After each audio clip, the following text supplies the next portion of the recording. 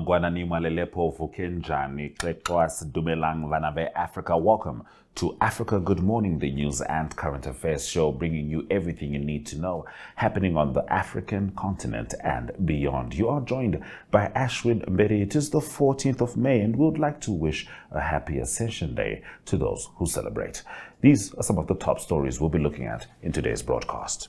We start off in South Africa, where Ghana has approved evacuation after South Africa anti-migrant protests.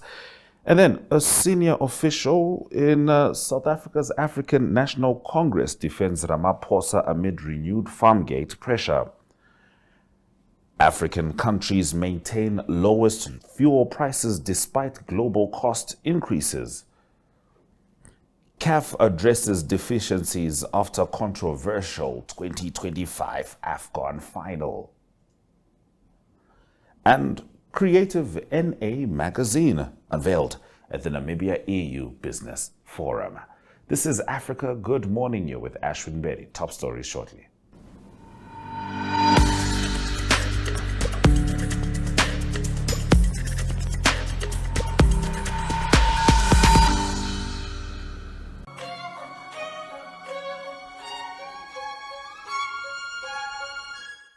Straight into our top stories. I was just looking at some of the details of this story, and you start to figure that Africa has a lot of unity to symbolize, to adapt to, and certainly to have a conversation about.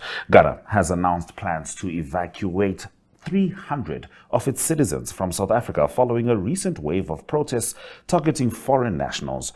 Foreign Minister Samuel Okudzeto Ablakwa said on X that the Ghanaian president had approved the immediate evacuation of citizens who had registered with the embassy in Pretoria for rescue.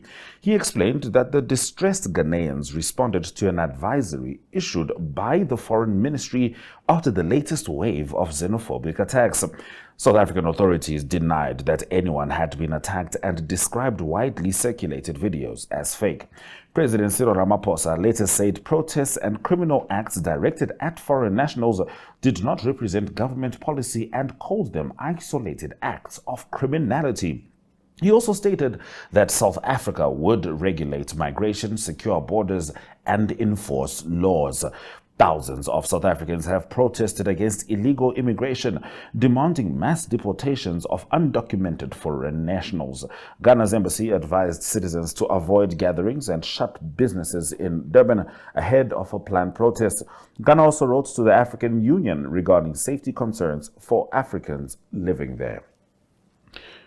Keeping in mind, Nigeria has had a similar response. They are also prepared to evacuate their citizens from South Africa. And of course, when you have some semblance of an understanding of African history, you are deeply saddened when you realize that all these countries supported each other in the liberation struggle, and thus some form of cohesion, sustainable cohesion, would have been expected by this time given the shared histories. However, we see Ghana has handed it over to the African Union. Let's see if something can be done. Now, we move over, staying in South Africa, though. A senior official in South Africa's African National Congress has publicly backed President Cyril Ramaphosa over the continuing Phala Farmgate scandal involving cash stolen from furniture at his ranch. Secretary General Fikile Mbalula supported Ramaphosa ahead of a National Executive Committee meeting focused on the matter. Now, we'll play a video shortly of Mbalula sharing his words. However, the ANC previously blocked impeachment proceedings against Ramaphosa in 2022, but the Constitutional Court revived the process last week. Mbalula told reporters that calls for Ramaphosa to resign were opportunistic and insisted there was nothing in the court judgment requiring the president to step down. He said the ANC's National Executive Committee would study the full judgment and would not be pressured into taking decisions. Here is Fikile Mbalula speaking in his own words.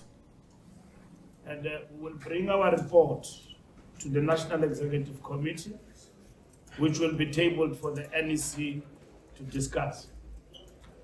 The President will not be part of today's proceedings and discussions. in the National Executive Committee for reasons that we believe, as the leadership of the ANC, are quite prudent, because most of the time when we discuss the subject that affect an individual, starting with the president, those people recuse themselves. So we want NEC members to freely discuss, debate, and reflect on issues without any hindrance on their part, psychologically and otherwise. We believe that the report that will serve as the discussion, is a very comprehensive report that will be presented by the Secretary General, based on our discussions and consultations that we have undergone post the judgment. So once the NEC reflect on those discussions, we will then be in a position to brief you on the outcome of those discussions. And we intend to do that tomorrow morning. We believe that the discussion can go on overnight, as we are going to start now, will be long or shorter, depending on the engagement. But knowing the ANC National Executive Committee, comrades and leaders here like to engage. So we are open to that. So this special NEC meeting is about that only. Several African countries have recorded some of the world's lowest fuel prices, despite rising pressure from global energy instability and ongoing international conflicts. The global average fuel price increased from $1.49 to $1.52 per liter compared to the previous month. Tunisia, Niger, Nigeria, Gabon, and Ethiopia all experienced fuel price increases in May 2026, while other countries on the list recorded no changes.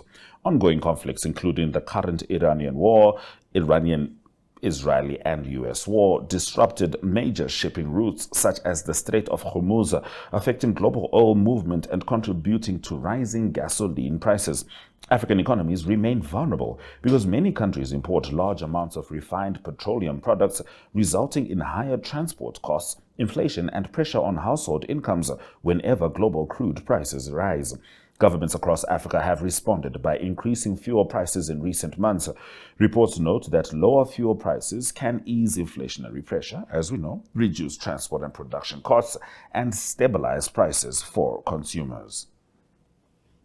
Now, as we move on, the Confederation of African Football President Patrice Motsepe says CAF has addressed deficiencies that contributed to the chaotic ending of the 2025 Africa Cup of Nations final, which was in Morocco. Senegal originally won the match 1-0 after extra time, but later lost the title after a CAF appeal board handed the trophy to Morocco.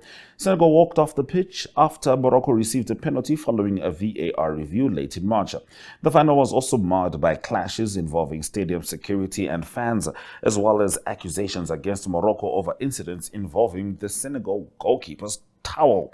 Motsepe said CAF had introduced new laws and regulations after identifying shortcomings linked to the incidents in Morocco. Senegal's Football Federation challenged the ruling at the Court of Arbitration for Sport after describing the decision as a robbery. CAF is awaiting the court ruling, and Motsepe said that the organization would respect and implement the final judgment. Debate has also emerged after CAF appointed Jean-Jacques Ndala, the referee from the Afcon final, to officiate the first leg of the African Champions League final. Now, Motsepe defended the independence of CAF's referees committee despite reservations raised by both participating clubs involved in the upcoming continental final match. Now, the inaugural edition of the Creative NA magazine was officially launched during the Namibia-EU Business Forum at Windhoek Country Club, in a moment highlighting Namibia's expanding culture and creative industry sector. The launch brought together Ragnar Sil from the European Cultural and Creative Industries Innovation Policy Platform, Jessica Hawanga, acting CEO of the Namibia Investment Promotion and Development Board, Nangula Nelulu Uwanja, Executive Director of Emerald Sand Platforms, and, well, Africa Good Morning presenter Ashwin Bedi, who also happens to be the editor for the magazine. Have a look. Ladies and gentlemen, we are here for the official inaugural launch of the Creative NA magazine, a platform for Namibian creatives by Namibian creatives, with a touch of other Africans sprinkled around. Because while we're working on the African Free Continental Trade Area, while we're working on Namibia-EU Business Forum, we understand the importance of our borderless connectivity, but ultimately it belongs to Namibian creators. If you could please get a couple of words from Mr. Ragnar Sil and Madam Jessica. Very good. I think this is really a pivotal moment. I started to work in the Estonian Ministry of Culture 21 years ago. I was the very first person in Estonian history that had the word creative industries included in the job description. I know it because I came up with the word in Estonian. And 21 years ago, in 2005 when we started, the sector was scattered. There was lots of creative potential, but it was all over the place. And the very first thing we did, we didn't have money right away to start building incubators, programs, financing. The very first thing we did was something like that. We did a magazine which brings different cultural expressions and creative expressions under one roof, here between the pages. So I think this is really important in order to share the story, keep on storytelling, and highlighting the amazing potential that is here. But the second thing I want to congratulate with this magazine is that even nowadays in Europe, in Estonia, in many countries, when you think about culture creative industries, you immediately think of established sectors. So you would definitely find an article on museum, maybe an opera house, you would definitely find a jewelry designer and things like that, right? But when I opened this and read through and I saw pieces about DJs, poetry, religion, the story of the church, and many others, fashion, I found that this is really inclusive work that you've done, showing that culture creative industries is not just a few famous recognized sectors, but it's much wider. And that is strength, not your weakness. Brilliant. And for the record, he writes as good as he speaks. He also has a piece inside the magazine, Madam Jessica. All right, thank you for the opportunity. Creative NA. This is more than just a magazine. It is a living archive of Namibia's creativity, innovation, and our cultural identity, giving our storytellers, artists, and visionaries a platform to be seen not only in Namibia, but across Africa and the world. Launching Creative NA here at the CST Expo stand during our Namibia European EU Summit, it is a reminder that creativity, sport, and tourism are not side conversations to development. They are industries of opportunity, growth, and youth empowerment and national storytelling. Namibia remains committed to the creativity or to creative and sports sectors, and we look forward to seeing the industry participate at the CST Expo on 2 to the 4th of September 2026, as well as participating in the related pre and post activities. Please, a round of applause.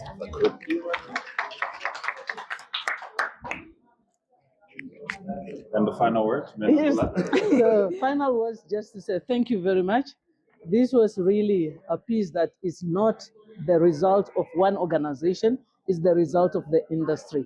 It is something that we coordinated And we would like to call on all Namibians in this sector to join hands with us so that we can help to make sure that our children who aspire to be creators, they can no longer see that as a hobby or anything. It is a career that they can take up and they can work on it to make sure that they provide for themselves and their families. So a few words of thank you. Thank you very much, Ragnar.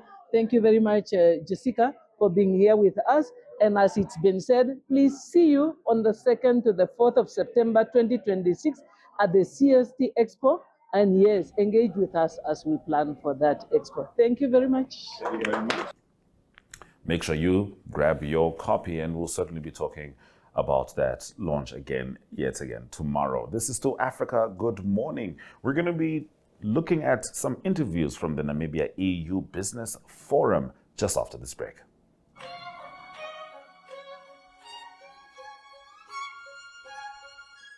Namibia is a land of movement, with waves that never stop reaching forward. Here, adventure is not something we search for. It is something we are born into. In every corner of this country, creativity rises, from artists, from athletes, from dreamers. And when the world comes to explore Namibia, they discover something extraordinary. Because when sport moves people, creativity moves ideas, and tourism moves the world toward us. Something powerful happens. A platform where movement meets imagination, where industries connect, where opportunity grows, where Namibia's next chapter begins. Welcome to the Creative Sport Tourism Expo. Exhibit, partner, experience. Creative sport tourism.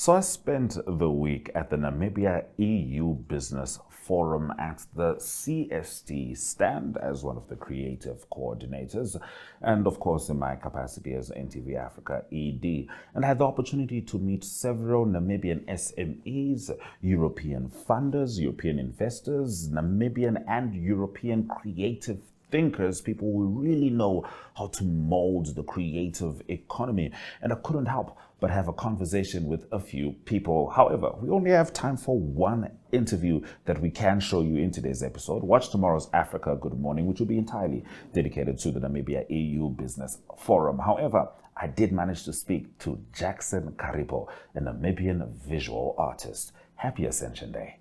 I am now joined by Mr. Jackson Karipo, a creative artist who is right here at the Namibia-EU Business Forum, because as you know, the creative industry is not a micro industry, it is a macro industry, and we're always excited about everyone participating in it. Mr. Karipo, how are you, sir? I'm fantastic. How are you, my brother? I'm good, I'm good. I'm looking at your wonderful art. It is incredible. I'm seeing abstract pieces. I'm seeing symmetrical pieces. The first thing I'm curious about is, how did you start? It was, how should I say? I was born to be an artist. Wow. Yes, like I just imagine from trying to become an architect, studying diesel mechanic that I could not fit in, and eventually going for graphic design. But then the final decision was a doctor telling me to say, Jackson, your eyesight is going bad. And a lot of other things. But then the final decision was, Jackson, what are you very good and passionate about? That's how today I can tell you that I'm a very passionate artist. Wow. They chose me. I did not choose art. Yes. Yes. Art chose you. Yes. And when you work with more than just the craft itself, you're working from a place of purpose. It's something you can do forever. Yes. Without a doubt. And so you're here at the Namibia EU Business Forum with your creative work. Tell us a bit about it. Oh, okay.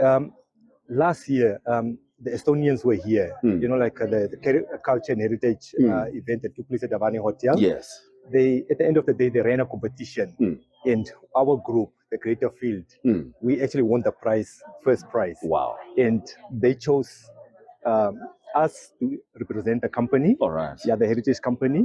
And because our art was actually the overall winner. Wow. So I'm actually representing not just myself, the creator, but also like the people that kind of believe in the art. Wow. Yes, that's incredible. Yeah. And what's it been like for you navigating the creative economy? We know in Namibia we're still struggling with structure. There is energy. Yeah. What's it been like for you as an artist who makes a living from their art? I have to tell you, art is the profession that nobody believes in. But we all know that art is one of those careers that is actually up there, the pinnacle of everything creative around it. Now, when you kind of like fight a stigma to say, when you're like in the creative field of an artist, it's almost like the world does not believe that it's a real thing. Yes, it's a real thing. But I have to tell you to say, take any career, whether it's like architecture, whether it's like a doctor, whether it's like the guy building the building, or the guy that is like a building that famous building, who's behind it? It's a creative person that is an artist. Person. Yes.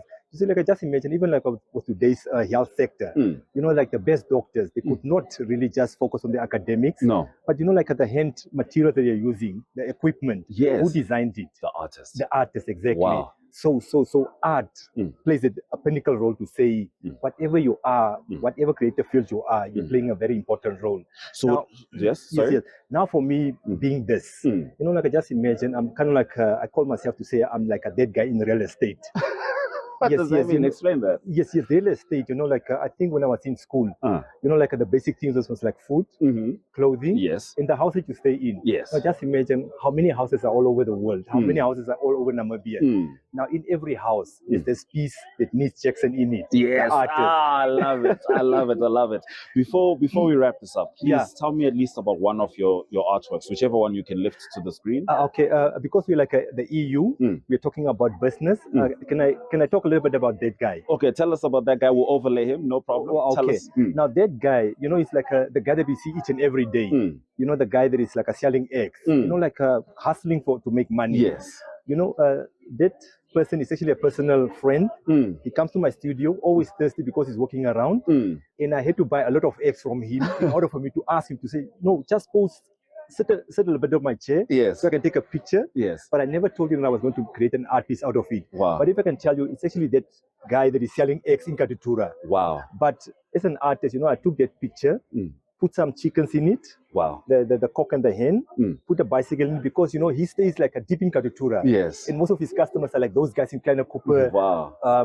A little bit going to over the hills. Over the hills, going to Rehoboth. Yes. Now, when you call him to come and deliver eggs, you know, what does he do? He gets on his bicycle and go deliver, you know, like the pizza guys. Art. And when he comes back, it's very dark. That picture actually have like a picture of like the paraffin lamp that we as kids used to, you know, like light our environment before the solar system was there. Indeed. Now, that light is actually the one that is making like a visible at night. My incredible. Yeah. That is so No. That is what the creative person just took out of one tiny little picture that he took. Expanded the entire world. Yes. And you know, that's what, you know, Nina Simone would say, artists have a responsibility to be a reflection of the times of their society. And I feel like that's what you're doing here. Thank you very much, Jackson. I've been talking to Mr. Jackson Karipo, an incredible creative artist. And if I'm to sum up our conversation, it's this.